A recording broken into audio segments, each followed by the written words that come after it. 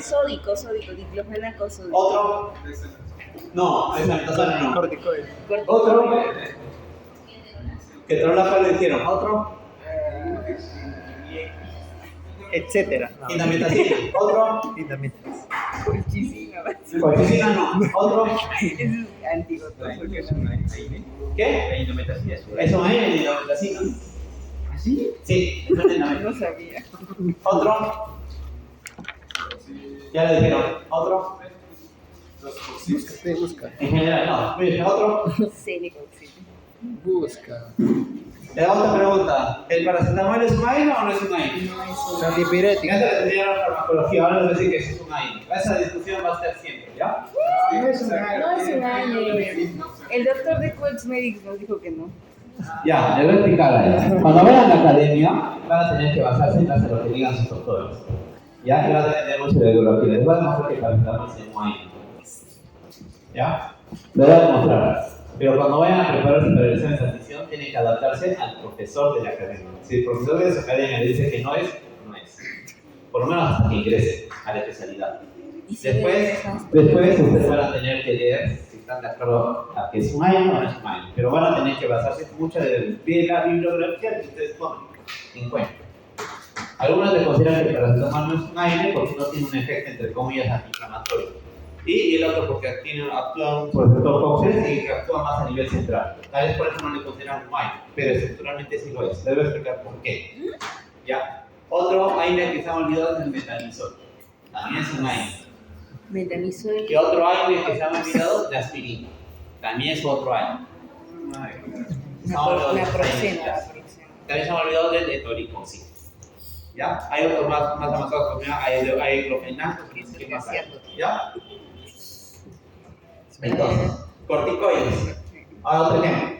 Hay un corticoide, dexametasona, otro, beclometasona, otro, prednisona, otro, metilprednisolona, otro. Ya. Tenemos la dexametasona, tenemos la prednisolona, la prednisona, la betametasona, la metilprednisolona, la hidrocortisona. ¿Ya? Entonces, vamos a empezar. Primero vamos a hablar acerca de los aires. Bueno, este es un tema un poco más abstracto. Primero que nada, recordamos que los aires van a inhibir a la enzima de la COX. ¿Ya? Las enzimas de la ciclooxigenasa. Tanto el COX-1 y el COX-2. Recordar que el COX-1 es un tipo más de tipo estructural. Vamos a encontrar en diversos tejidos, como por ejemplo en el estómago. ¿Ya? El COX-1 son enzimas estructurales, mientras que el COX-2 participan en la fase inflamatoria. ¿Ya? ¿Dónde se encuentra el COX-2? Es una enzima que va a actuar a nivel de las prostaglandinas. ¿Y dónde se va a encontrar estas prostaglandinas? A nivel de la membrana celular de la célula. Por ejemplo, aquí. Y estas prostaglandinas van a derivar tanto de los fosfolípidos, así como del ácido araquidónico que se encuentra en la membrana celular. ¿Ya? Y aquí hay dos caminos. Va a depender mucho. Si es de tipo estructural, es decir, las COX-1 van a actuar. Y si se van a tener el camino proinflamatorio, van a activar el COX-2. Va a depender mucho de lo que el organismo necesita. Vamos a proteger el estómago. Ya, genial. Las células van a producir COX-1 en un ambiente normal. Las células van a producir COX-1 ¿para qué? Para proteger al estómago. ¿Ya? Por ejemplo, van a tener un efecto agregante plaquetario. Ya, el COX-1 está presente. ¿Ya? Por ejemplo. ¿Qué pasa? Hay un proceso inflamatorio. Ya. ¿Qué dice el cuerpo? Sintetiza más enzimas COX-2 para que el ácido araquidónico de la membrana celular produzca sustancias proinflamatorias. ¿Ya? Y va de que aquí, si se dan cuenta, cada prostaglandina va a tener una función específica dependiendo en cada tejido que se encuentre. Por ejemplo, si hay una inflamación a nivel de articulación, va a haber inflamación, va a haber aumento de volumen, va a haber hinchazón. Entonces, fíjense acá. Las prostaglandinas C2 y la prostaglandina I2 causan incremento del flujo sanguíneo, mayor movilidad sanguínea e hiperalgesia. Es el primer ejemplo. Si ocurre una vasodilatación en la sangre, va a haber mayor migración de leucocitos en un área inflamada. ¿Se dan cuenta? Otro ejemplo. La prostaglandina 2 interactúa con el receptor EP3 produciendo la fiebre. ¿Dónde se va a encontrar el mecanismo de la fiebre? En el central. Va a activar el receptor EP3 que se encuentra acá, produciendo la fiebre. ¿Qué dice acá? En el caso del paracetamol tiene efecto analgésico, antipirético y por efecto antiinflamatorio. ¿Ya? Por efecto antiinflamatorio por sí solo. Pero se vio un estudio. Por otro lado, la presencia local de peróxido en un proceso inflamatorio local, pero que altas dosis, más o menos 1000 miligramos, puede inhibir la actividad incluso de la enzima COX-2 del paracetamol. No es solo un antipirético puro. Por lo tanto, se puede considerar también como es el ya, por eso. ¿Ya? Ahora, otro ejemplo. Como hemos dicho, cada prostaglandina tiene una función específica. Hemos visto que las prostaglandinas E2 y U2 son vasodilatadores. Si hay una vasodilatación, va a haber una mayor liberación de células inflamatorias o un tejido inflamado. Si la prostaglandina 2 va a interactuar con el EP3, va a activarse lo que es la fiebre. Otro caso, por ejemplo, en el caso del paracetamol, insisolina de 500 miligramos tiene solo efecto analgésico y antipirético y puede haber poco efecto antiinflamatorio. Pero si se vio que hay una activación de peróxido en regiones inflamatorias, a una dosis alta, es decir, 1000 miligramos, puede alcanzar a una actividad de COX, es decir, un proceso antiinflamatorio. ¿Ya? Y por ejemplo, en el caso de la aspirina, dice que la inactivación es irreversible del COX-1 en plaquetas, en baja dosis, mientras que altas dosis y dosis más frecuentes inhiben también la COX-2, produciendo también un efecto antiinflamatorio en lo que es la aspirina. Pero existen dos tipos de aspirinas, ustedes escuchan, ¿no? Aspirina de 100 que protege el corazón y hay otro que se llama como aspirina fuerte. ¿Lo escucharon, no? Que es como analgésico para que no dé dolor de cabeza, porque llega a ser una dosis antiinflamatoria. ¿Alguna duda acá? ¿O está medio abstracto? No extrae. ¿Ah? Extrae. ¿Se entiende o está medio confuso? Sí. ¿Ah? ¿Está confuso? Le dije a San Marcelo, ¿quieres un poco más? ¿Ya? A ver, lo voy a explicar en un esquema. Recordad que tenemos una membrana celular, tenemos los fosfolípidos, ¿no? ¿Correcto? Recordad que los fosfolípidos están compuestos por fosfolípidos y aquí se va a ver una síntesis, acá va a haber fosfolípido, va a haber ácido arachidónico, vamos a encontrar por ejemplo el ácido arachidónico en la membrana celular y mediante va a haber un estresante. Va a haber un estresante, ya sea un estrés bueno, podemos decirlo así, un estrés positivo o un estrés malo. Pongámoslo así. Si es un estrés positivo, va a ser para que las células produzcan algún efecto fisiológico, como por ejemplo que la barrera del estómago esté bien. Entonces, para un efecto más que todo estructural, va a activarse las enzimas de COX-1. Y si va a haber un proceso inflamatorio,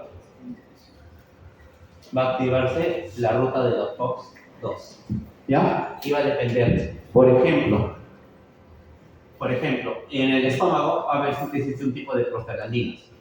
En el estómago. Cuya función va a ser producir mejor una buena barrera del estómago. Sí, por ejemplo, el tromboxano A2 va a ser un efecto tiene un efecto agregante plaquetario. Exacto, y más función. Voy a poner algunos ejemplos. Es inflamatorio, por ejemplo, voy a activar la prostaglandina por otra ruta y voy a producir una vasodilatación, produciendo una mayor migración de células inflamatorias a un tejido inflamado. Si activo el proceso inflamatorio COX-2, vamos a ver va a producir, por ejemplo, un efecto inflamatorio, ¿no? Va a activar mecanismos de fiebre. La COX-1 es gastroprotectora y la COX-2 cardiovascular. ¿Qué? La COX-1 se puede considerar gastroprotectora y la COX-2 cardiovascular. No sé si es la misma. No. No. La COX-1 es más que todo como estructural. Ya. Estructural, o sea, fisiológico. Y la vía del COX-2 es un mecanismo inflamatorio. Es un mecanismo inflamatorio. ¿Qué pasaría si puso un AINE? ¿Qué va a hacer el AINE? Inhibe la enzima del COX. COX-1 y COX-2. Sí, claro, depende del medicamento. Hay medicamentos COX-2 selectivos y AINES no selectivos, que son O clásicos. Los clásicos inhiben tanto al COX-2 como al COX-1. Claro, si por ejemplo voy a dar naproxeno, doy naproxeno al paciente, voy a ir al COX-2, genial, va a producir un efecto antiinflamatorio. Pero como también estoy inhibiendo el COX-1, esa barrera protectora del estómago lo voy a anular. Voy a anular este efecto de agregante plaquetario, producir un efecto de antiagregante plaquetario. Ojo, los AINES tienen un efecto antiagregante plaquetario, no solo la aspirina. Pero eso sí, la aspirina es irreversible. Puede ser que esperar 7 días a que haya un recambio de plaquetas. Los otros AINES sí son agregantes plaquetarios, pero son reversibles. Por eso es importante cuando se realiza cuando se evalúa un riesgo epidemiológico, hay que determinar hasta cuántos días se puede tomar un AINE. ¿Ya? Ahora, como lo que hemos visto, por ejemplo, en el paracetamol, en el caso del paracetamol ocurre un caso particular. El paracetamol, como lo están leyendo acá, tiene un efecto a nivel de una presión. En los tejidos inflamatorios puede haber peróxido de hidrógeno, H2O2. Entonces, lo que va a hacer el paracetamol va a ser inhibir. Pero esto ocurre sobre todo cuando el paracetamol logra inhibir el COX-2. Y esto se logra a una dosis de 1000 miligramos. En el caso de la aspirina, cuando doy una dosis de 80 a 100 miligramos, en el caso de la aspirina, el paracetamol que sea rojo. En el caso de la aspirina, ¿qué pasaría si le doy 100 miligramos? Voy a inhibir solo al COX-1. La aspirina inhibe al COX-1 produciendo un efecto antiagregante plaquetario. Pero si la aspirina le doy una alta dosis, voy a lograr que la aspirina logre alcanzar al efecto COX-2, produciendo un efecto también antiinflamatorio. ¿Me entienden? ¿Mejor? Sí. ¿O se entiende mejor? Sí, es un tema un poco más, farmacología es un poco más abstracto. ¿Ya? Hay que estar la sensibilidad, por ejemplo, aquí hablamos un poco de la sensibilidad de la ciprofloxacinasa.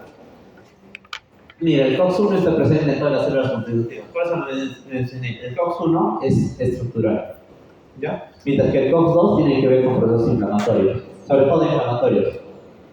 Y puede haber efectos, estos COX-2 también puede ser, en algunos casos puede ser estructural, como por ejemplo riñón o cerebro, sobre todo riñón. Por eso, si inhibimos al COX-2, en el caso del riñón es constitutivo. Por eso se dice que los AINES son nefrotóxicos. ¿Ya? Porque los AINES tienen que inhibir al COX-2. Su objetivo es inhibir al COX-2, pero también inhibir al COX-1. Bueno, no es su objetivo.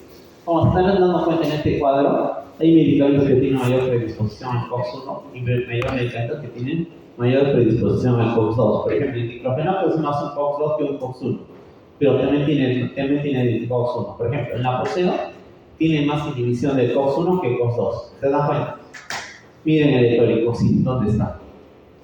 Es un COX-2 de lejos que un COX-1. No significa que, por ejemplo, otro que el celecocin. Aquí está el celecocin. Los toxicos. Ya están viendo, ¿no? Sí. ¿Ya? Los toxicos. Están más COX-2, pero miren el otro, el paracetamol. ¿Qué les dicen? A una dosis baja, solo va a tener un efecto antipirético. Pero si le doy una dosis alta, por ejemplo, a 1000 miligramos, vamos a alcanzar un efecto COX-2. O sea, el paracetamol podríamos considerarlo como más un COX-2 que un COX-1, pero también inhibe los dos caminos. El COX-2, entre comillas, los más puros son los COX-2, el celecoxib y el celecoxib. Por ejemplo, hay niveles de selectividad de COX-2. Un selectividad COX-2 bajo, que no es el paracetamol. Un intermedio, celecoxib y diclofenaco. Y alto, celecoxib. O sea, un COX-2, el más selectivo de todos, es el celecoxib. ¿Ya? ¿Y qué más vemos acá? Estos medicamentos hemos visto que inhiben al 50% de concentración de los AINES con respecto al COX-2 y efecto inhibidor plaquetario del COX-1. Por eso los AINES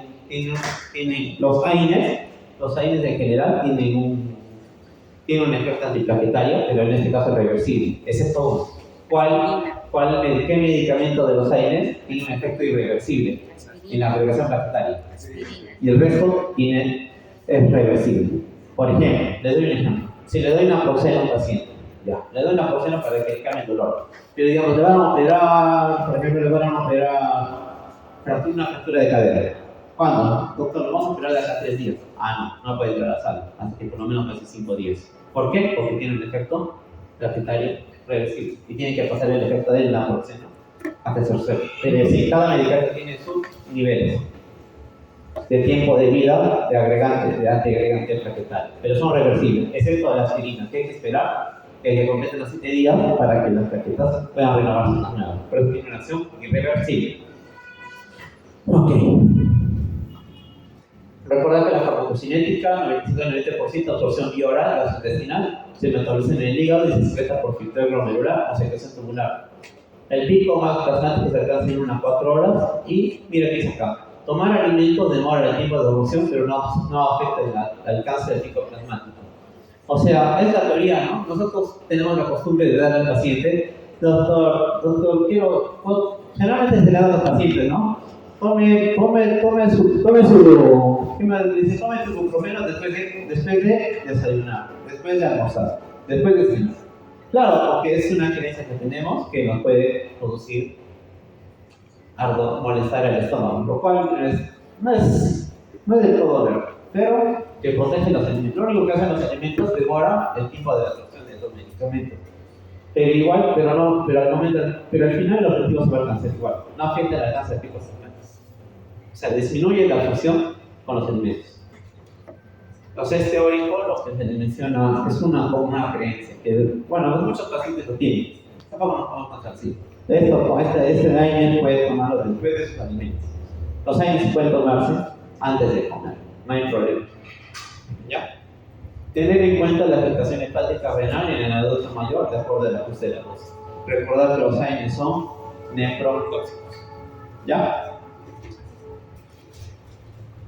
Acá, por ejemplo, les traigo una tabla de algunos ejemplos de antiinflamatorios e infecciones. Yo resaltaría sobre todo los anticoagulantes y la digoxina, ¿no? ¿Por qué anticoagulantes? Porque, generalmente los pacientes son adultos mayores, ¿no? Los usan bastante AINES y encima, por ejemplo, ya mencioné que los AINES tienen un efecto antiagregante reversible, ¿no? Inhibir el metabolismo de la warfarina que incrementa el efecto anticoagulante. Inhibir los AINES si es posible, ¿no? Solo si es posible. Monitorear o registrarlo cuando no tengamos otra alternativa. Otros ejemplos.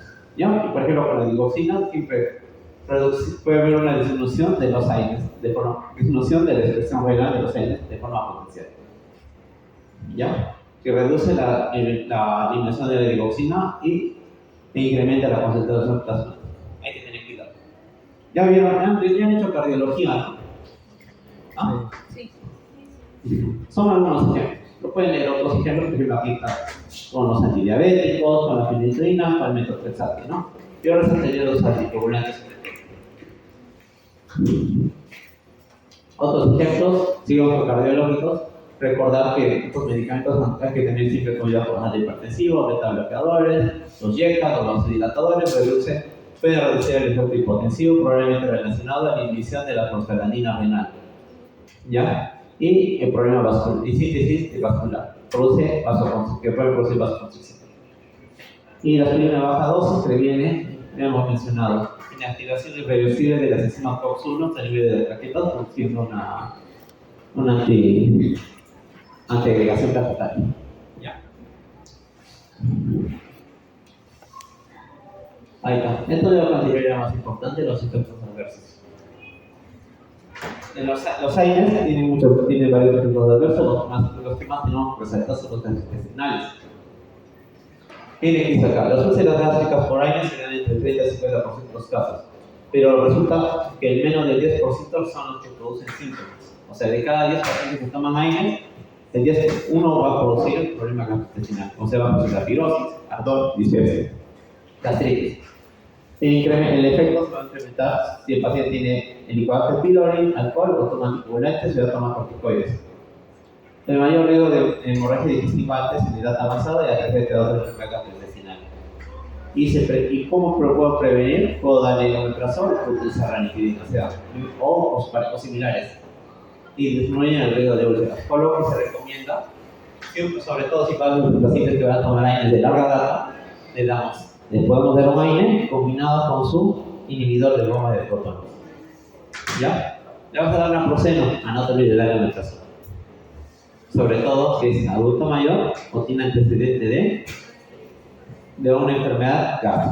Eso es lo que quiero que aprendan. Doctor, ¿y si le damos solo los coccitos? Es una buena alternativa, pero está hablando en general.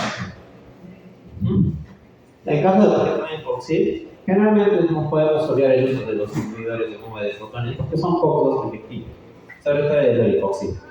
¿Ya? Pero si porque usted los médicos piensa que este paciente ha tenido ya presente hemorragia digestiva alta, por más que te tome Coxib, yo le daría igual en su omeprazol porque por más que el riesgo sea mínimo de sangrado de Coxib,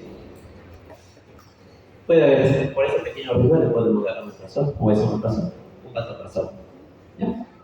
Ejemplo, efectos adversos cardiovasculares, las aspirina tienen un 20-30% de posibilidad de eventos cardiovasculares. Eso lo vimos.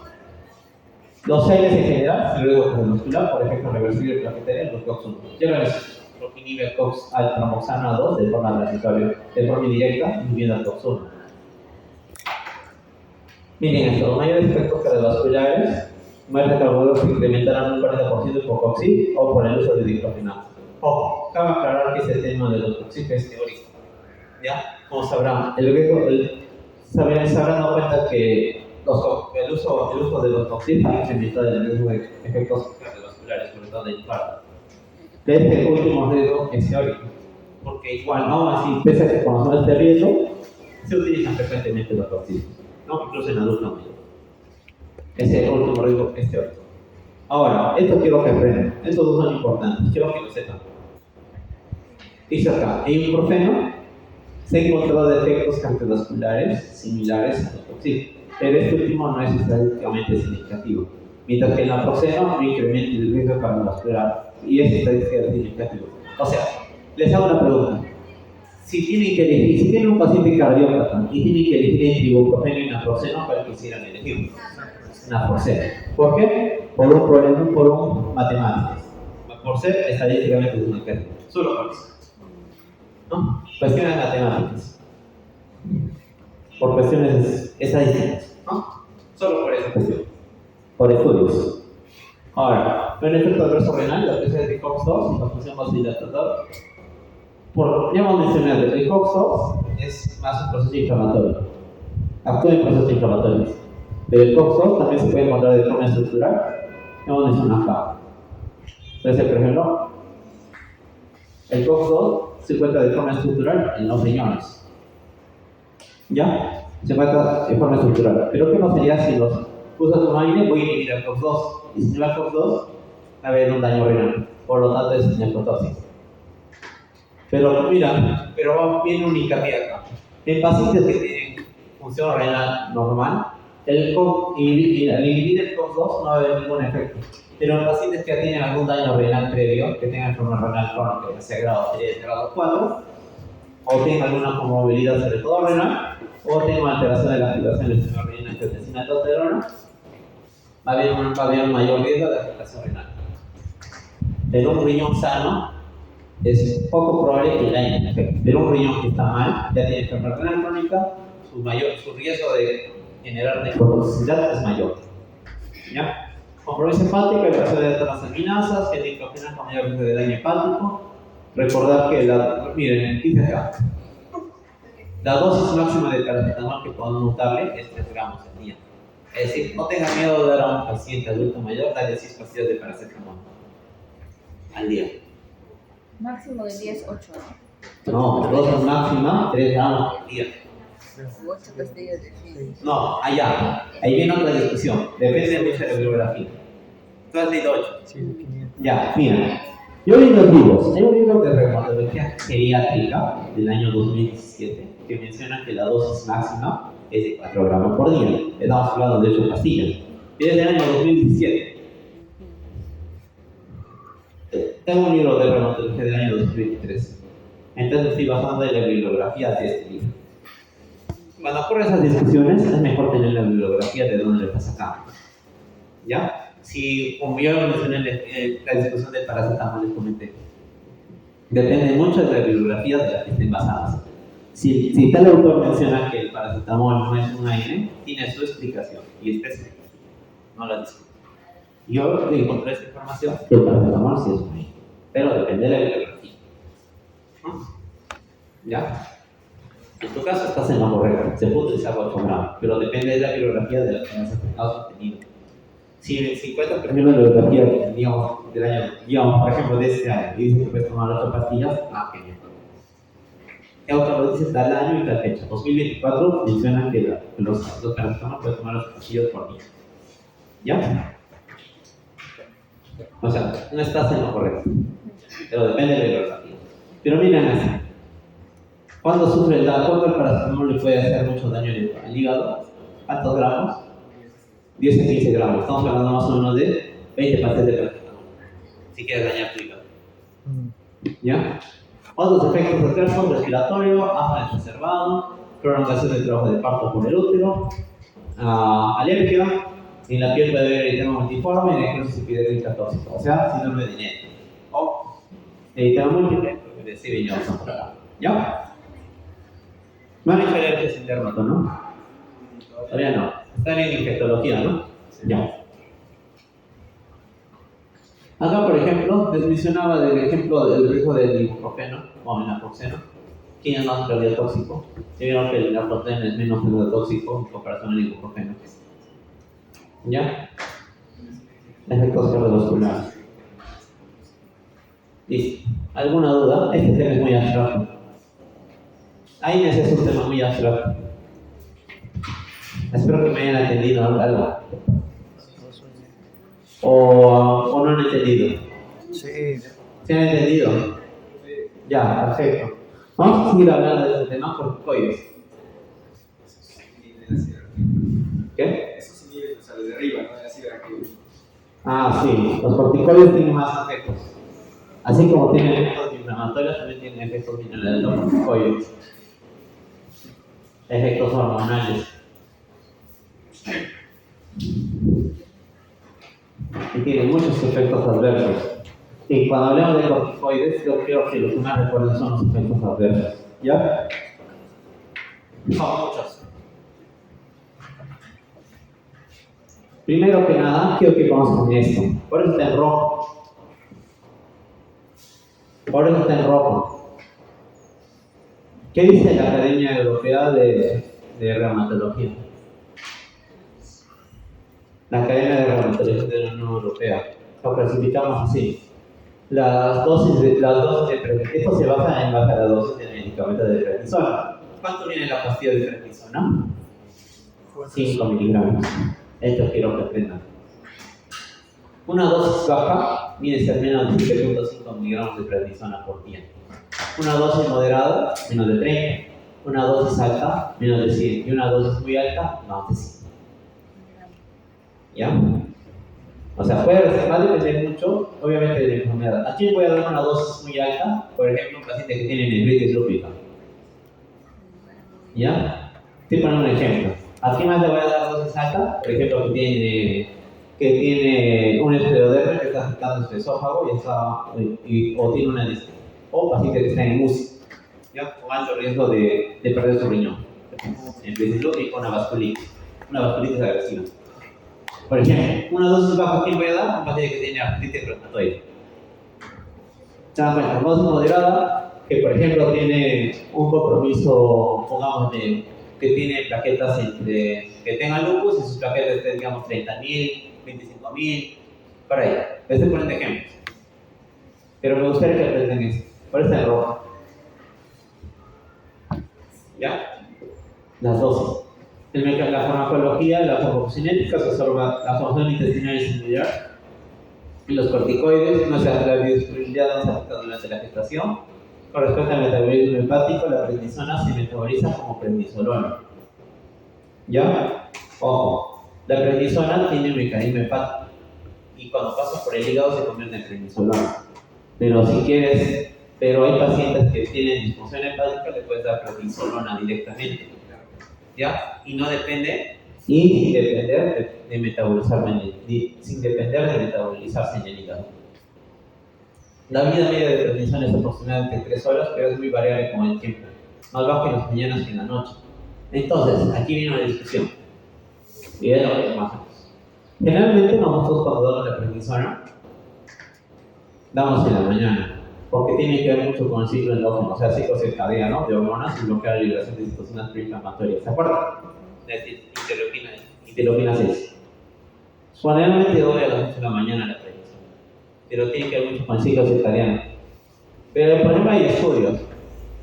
Por ejemplo, no es lo común en la práctica, pero mencionan que, por ejemplo, ¿qué pasaría si le doy corticoides en la noche a un paciente que tiene artritis reumatoide? Disminuye el riesgo de liquidez sanguínea en la mañana, pero lo tienen en la noche. Este es un estudio realizado de 12 semanas.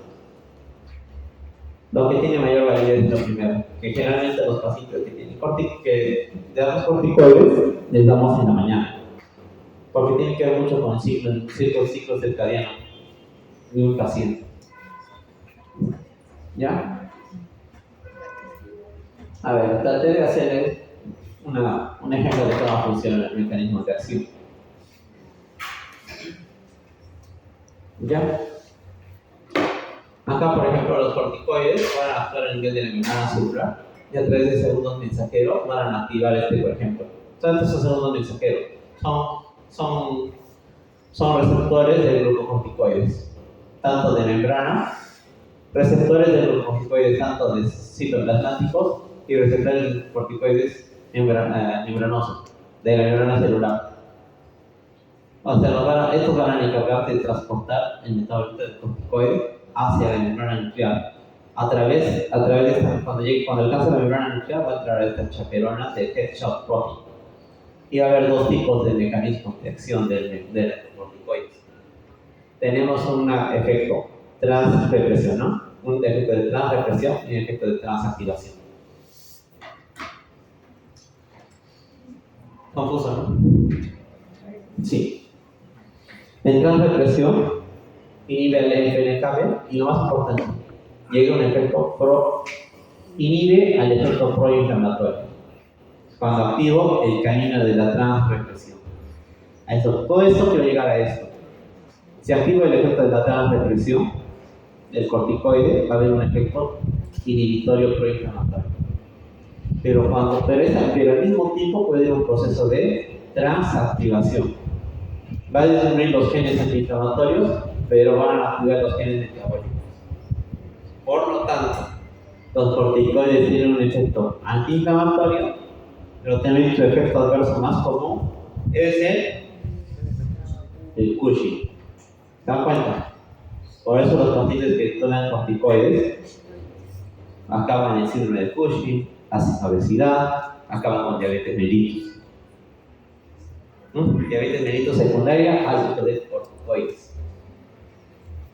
Ya hemos visto, si hay un efecto de transrepresión, o sea, sobre todo el efecto final, lo que buscamos es un efecto inflamatorio. Inhibe la síntesis de moléculas proinflamatorias. ¿Recuerdan? ¿Cuáles son las interleuquinas proinflamatorias por excelencia? El 1, el 6, el CNH, los plasmas. Y además inhibe la enzima de COX-2. ¿Se acuerdan? Lo inhibe. Los AINES solo inhiben al COX-2. El corticoide inhibe al COX-2, inhibe las citocinas proinflamatorias. Pero por otro lado, promueve a las moléculas antiinflamatorias. Promueve la síntesis de interleuquina 10. ¿Se acuerdan? Pertenecen al sistema de la regulación. ¿Se acuerdan? ¿Ah? ¿Se acuerdan? ¿Tiene sentido o no? Pero mira, todo esto de la inhibición de la síntesis de moléculas y la promoción de las moléculas antiinflamatorias Es gracias al efecto de la transrepresión que se da en el nivel del núcleo. Pero esto tiene un coste. O sea, es bueno, pero tiene un coste. ¿Cuál es su coste? Problema metabólico. ¿Por qué? Porque ocurre un proceso de transactivación activando los genes metabólicos. Por eso acaban con obesidad, así Cushing, así diabetes. ¿Ya? Ese es el problema de los corticoides. Los efectos adversos va a depender mucho. Nosotros les contaba al inicio esta, por eso les di la importancia de conocer esto. Entonces, los efectos adversos va a depender mucho del tiempo que tome prednisona y de la cantidad. Si un paciente toma una alta cantidad de corticoides en tan poco tiempo, los efectos adversos van a ser mayores. Y los pacientes que toman una dosis baja de prednisona, los efectos adversos van a ser menores, no se van a ser dosis dependientes. Por ejemplo, los pacientes que toman, por ejemplo, corticoides más de 10 a 15 miligramos durante poco tiempo tienen mayor riesgo de presentar efectos adversos en comparación a los pacientes que toman muy pocas dosis de prednisona. Por ejemplo, 5 miligramos de prednisona tienen bajo riesgo de efectos adversos. Los que toman menos de 5 miligramos. Y obviamente los que no toman prednisona no tienen riesgo, su riesgo es mínimo. Porque cada uno toma prednisona. O sea, sería el grupo placebo, el grupo control, ¿no? Aquí están los efectos adversos. Mientras más dosis, obviamente mayor riesgo. Ejemplo, Cushing, equimosis, sueño, glaucoma, alteración de la conducta, aumento de la presión arterial. ¿Ya? ¿Se dan cuenta? ¿Cushing es metabólico? Sí.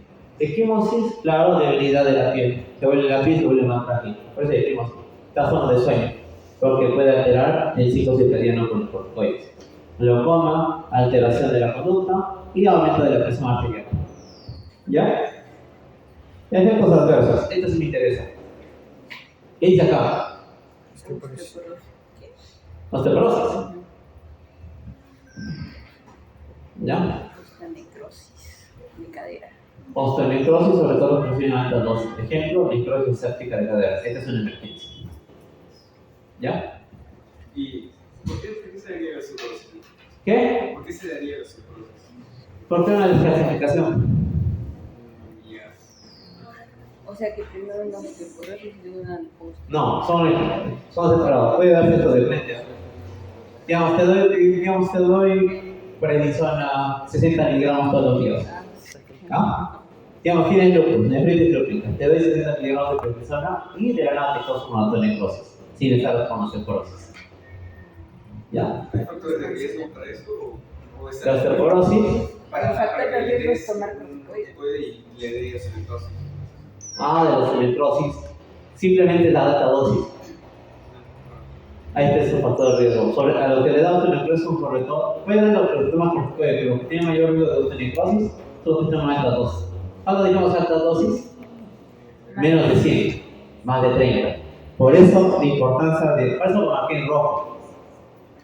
¿Se dan cuenta? Dosis baja menos de 10.5, mayor alta menos de 30, alta menos de 100, muy alta más de 100. Porque creo que hay pulsos de corticoides. Sí, el pulso de corticoides sería más de muy alto. Tenemos el pulso de corticoides va entre más o menos 250 a 1000 miligramos en este caso de methylprednisolona.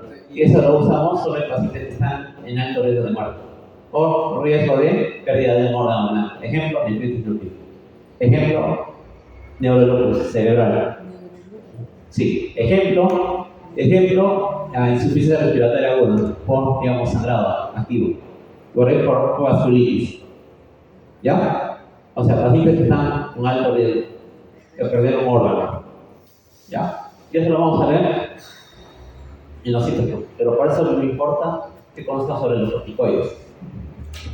Otros efectos cardiovasculares, retención de líquido, claro, y que puede tener efecto aminal en los corticoides, hipertensión arterial, incluso puede presentarse en bajas dosis. ¿Ya? O sea, le doy prednisona de 5 y ya presenta hipertensión arterial. Retención de sodio va con retención de líquido, aterosclerosis prematura, claro, problema metabólico, mayor riesgo de infarto, ACVs, arritmias cardíacas, sobre todo con el uso del pulso, justo lo que me preguntabas. ¿Ya? Problemas dermatológicos. ¿Se habrán dado cuenta? Ahora, ¿qué problemas hay en la dermatología? Hemos mencionado desgastamiento de la piel, equimosis, fase de luna llena. Eso, ¿en qué enfermedad se presenta la fase de luna llena? Anemia endocrino. Ya, perfecto. Obesidad troncal, es decir, en la forma. ¿Ya? Cuello de búfalo. Gordo de corticoides. Gastrointestinal, luego de gastritis, úlcera gástrica, ¿qué dice acá? Hemorragia digestiva, HDA. Por eso los pacientes que toman prednisona o parecidos similares, ¿qué les doy? Omeprazol. ¿Ya? Para eso les doy omeprazol. Infecciones, aquí en realidad los que toman prednisona tienen ya predisposición en sí a hacer infecciones. Pero tienen mayor riesgo, mientras más alta sea la dosis, mayor riesgo de infecciones. Puede ser por bacterias, puede ser por hongos, puede ser parásitos, virus. ¿Ya? Por ejemplo, mañana tienes examen de dermatología, ¿no? Ya. Los hongos, cuando toman corticoides, ¿dónde les afecta? La onicomicosis en los pacientes que están inmunosuprimidos en las uñas, pero ¿cómo les afecta? Les afecta todas las uñas, empiezan desde acá, desde la base y se va hacia arriba, desde el lecho unguial. Y una causa es corticoides. ¿Ya? Parece infecciones. Es un ejemplo. Otro ejemplo, infecciones no solo de la piel, puede haber infecciones, un resfrío que se puede convertir en neumonía. ¿Ya? Se infectan.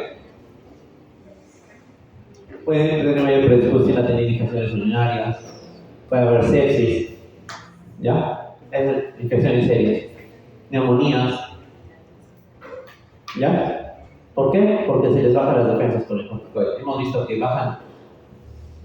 Hemos visto que es actúa como un inmunosupresor el corticoide. Efectos en los problemas endocrinológicos, hiperglicemia, así, diabetes, supresión del eje hipotálamo hipofisiario, aldosterona. ¿Cuándo ocurre esto? Cuando le damos más de 10 miligramos por día después de 6 semanas o 15 miligramos por día desde la semana 4. Puede recuperarse el espontáneo del eje si llegamos a 5 miligramos o menor. Para recuperar el eje hipotálamo hipofisiario. Eso sí les habrá hablado bastante el doctor de endocrinología. ¿Ah? ¿Sí, no? Neurológico, acaticia. ¿Qué es la acaticia? Necesidad imperiosa de moverse. ¿Ya? O sea que se mueve mucho. Tiene una necesidad imperiosa de moverse. Insomnio, depresión. Oftalmológico, catarata supraaxilar posterior y elevación de la PIO, elevación de la presión intraocular. ¿Ya? Todo esto lo he tratado de resumir. Sin textos. Todo lo que puede causar efectos adversos. Eso sí me gustaría que sepan los efectos adversos. Porque bastante corticoide. ¿No? Yo resaltaría acá, el músculo esquelético, yo resaltaría sobre todo la osteoporosis y la osteonecrosis. En cardiovascular, yo resaltaría riesgo de infarto y arritmias cardíacas. En dermatológicas, yo resaltaría todo lo que tiene que ver con el Cushing, ¿no?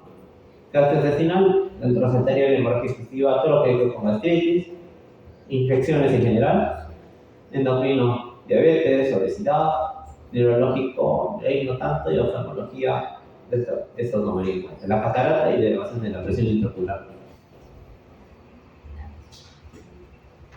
Es mucha memoria. Eso sería todo por el respeto por el momento con corticoides. ¿Alguna duda?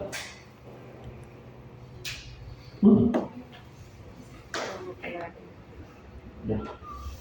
Bueno, esta última parte es corta, lo que son los antigotosos. ¿Ya? Los antigotosos solo vamos a manejar a dos, la colchicina y el purino. Hay más, pero sobre todo quiero que aprendan esos dos. Ya, aquí vamos a hacer una comparación entre los dos. Antigotosos de mecanismo de acción. Uno tenemos la colchicina y otro tenemos el alopurinol. Ya, con respecto a la colchicina, esta inactiva la formación de inflamnosomas, es decir, que se encuentran, son cuerpos inflamatorios que se encuentran en el citoplasma. ¿Ya? Estas sustancias van a liberar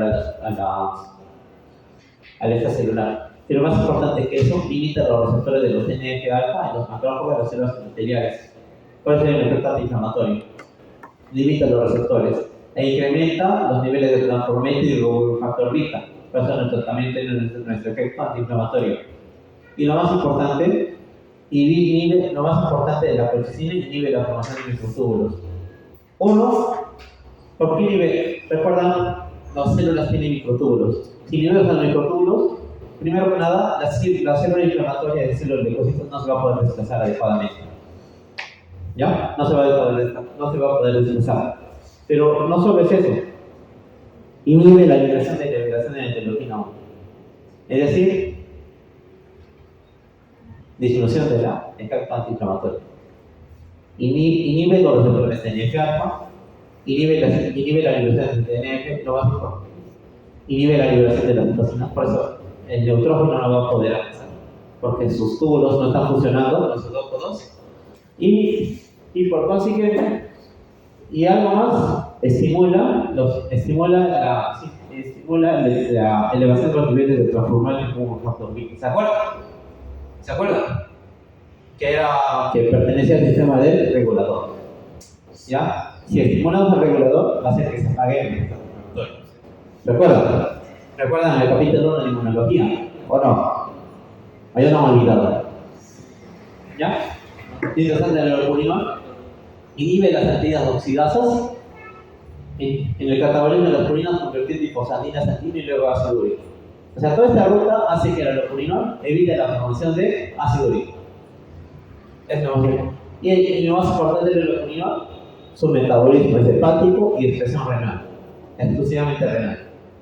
Es decir, si un paciente que esté en hemodiálisis no lo va a poder aceptar porque no tiene riñón. Tiene que ser sí o sí renal. ¿Ya?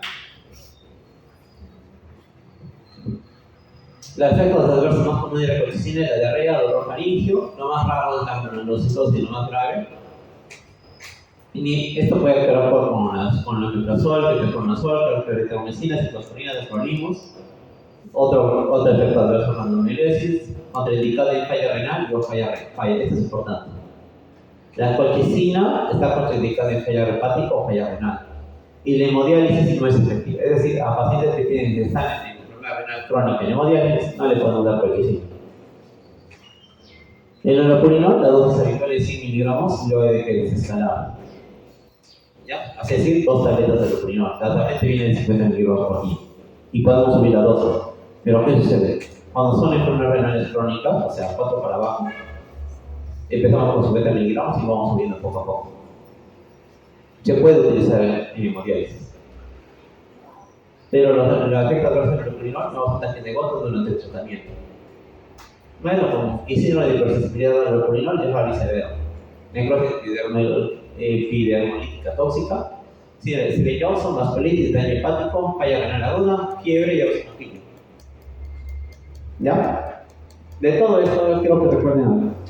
El mecanismo de acción aumenta los transformantes como factor beta, estimula la síntesis de TNF-alfa, inhibe la liberación de interleuquina 1 y citocina. Y con respecto al alopurinol, el mecanismo de acción, inhibe las antinas oxidasas, o sea, inhibe la formación de ácido úrico y metabolismo hepático renal. La colchicina no se puede realizar con técnicas de falla hepática, y el alopurinol, el efecto adverso más importante que la dosis de 100 miligramos y la forma renal crónica de 50 miligramos. O sea, alta. Y ese efecto adverso que se puede utilizar en diálisis, pero interdiario, ¿no? Vamos a ir a todo con los anticotos, no hay mucho que hablar. ¿Ya? ¿Qué hora es? 6 y 15.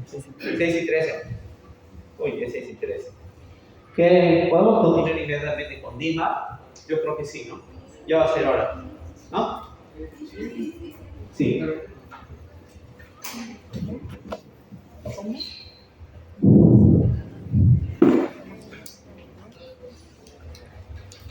Ya se te ves abstracto. Ya está. Ya se terminó. Bueno, de una vez vamos a hablar un poco de DIMA, ¿no? Los DIMA son los fármacos modificadores de la enfermedad reumática. ¿Alguien escuchado hablar de este tema anteriormente? ¿Hablaron de farmacología? Ejemplos, metotrexato en la cabeza. Otro,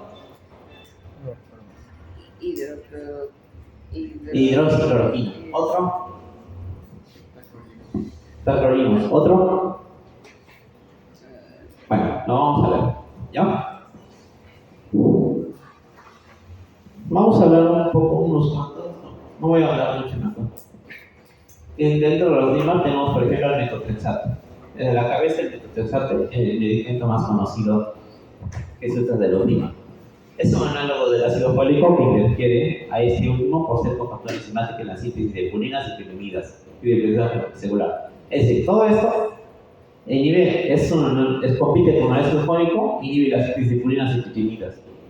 ¿Y dónde encontramos estas purinas y las pirimidas? En el ADN. ¿Ya? Y como el metotrexato va a actuar a este nivel, ¿en qué células va a actuar sobre todo? En glóbulos blancos, ¿no? Es decir, si va a actuar en los glóbulos blancos, lo va como inhibir. Entonces va a haber un efecto antiinflamatorio, ¿ya? Y a largo plazo. Por eso dice el ácido fólico estimula la síntesis de purinas y el metotrexato compite con el ácido fólico. ¿Ya? Aquí está. Más específicamente, el ácido fólico es inhibido. El metotrexato va a decir que no existe la liberación de adenosina, va a haber una disminución de hidrocolato de sucrasa y no va a haber la síntesis de purinas. Entonces vamos a inhibir la formación de nueva ADN. ¿Ya? Sigamos avanzando. Si no va a haber una liberación de adenosina, va a haber una inhibición de los receptores de los linfocitos T, de natural killer, los monocitos macrófagos y una disminución del hidrocolato reductasa inhibe las células de inmunonucleares. Es decir, va a inhibir tanto las células del sistema inmune adaptativo y del sistema inmune innato. E indirectamente va a haber disminución de la síntesis de las proteínas proinflamatorias. Ya uno, la TNF. Aquí no menciona la interleuquina 6. Y va a estimular la actividad de los linfocitos T reguladores. ¿Ya? En la farmacocinética no voy a hablar mucho. Y ahora el similar subcutáneo, los alimentos que influyen. La excreción es más renal que biliar. La enfermedad renal crónica puede causar toxicidad. ¿Qué es acá? La hemodiálisis es una contraindicación absoluta del metotrexato, ¿ya? Y el metotrexato es una metotrexato, o sea, el Cotrin o metotrexato interfiere en el metabolismo de ácido fólico y incrementa la supresión de minerales.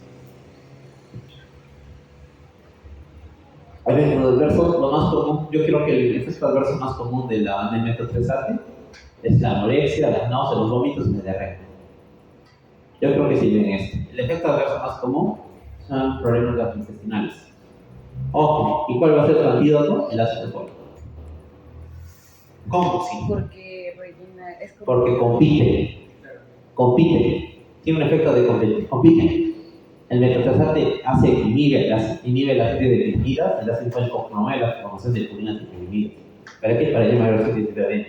Por lo tanto, el metotrexato generalmente se da una vez a la semana o máximo 2 veces a la semana. Y el resto de la semana se da ácido fólico, la vitamina. ¿Para qué? Para proteger al hígado y para proteger al estómago también. ¿Ya? Puede haber leucopenia, anemia trombocitopenia, problemas hepáticos, daño hepático, cirrosis. ¿Cómo prevengo esto? Dando ácido fólico. Neumonitis es raro, pero puede dar neumonitis intersticial. Por eso históricamente está contraindicado en fibrosis pulmonar de metotrexato. Históricamente, aunque los últimos estudios mencionan que se puede utilizar, todavía está en discusión. Puede haber alteración del sistema nervioso. Mira, es altamente teratogénico. Puede haber problemas del sistema nervioso central, hasta dosis produce aborto de metotrexato. Evaluación preconcepcional, este es lo más importante. La anorexia es altamente teratogénico. Y si la paciente quiere embarazarse, se recomienda suspender la medicación 3 meses antes por momento y no se dé lactancia. ¿Ya? Existen otros medicamentos que sí se pueden utilizar en el embarazo y son DIMAR. ¿Cuál es? El hidroxicloroquina. ¿Ya? Así podemos utilizar en el embarazo. Aquí está el objetivo.